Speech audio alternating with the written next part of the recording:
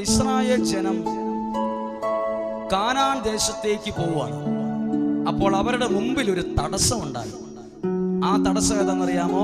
Jordan നദിയുടെ ഒഴുക്കാണ് തടസ്സം. മോശ പ്രാർത്ഥിച്ചപ്പോൾ ഒരു വഴി ദൈവം തുറന്നു.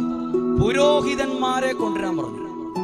എല്ലാ പുരോഹിതന്മാരെ അല്ല കൊണ്ടുവരാൻ പറഞ്ഞേ, ദൈവത്തിന്റെ വാഗ്ദാന പേടകം വഹിക്കുന്ന പുരോഹിതന്മാരെ കൊണ്ടുവന്ന് മുന്നിൽ നിർത്തി അവരുടെ കാല് ജോർദാൻ നദിയുടെ വെള്ളത്തിൽ പതുക്കെ തൊടുമ്പോൾ ജോർദാൻ നദിയുടെ ഒഴുക്ക് നിൽക്കും, തടസ്സം മാറും എന്ന് പറഞ്ഞു. ഹല്ലേലൂയ.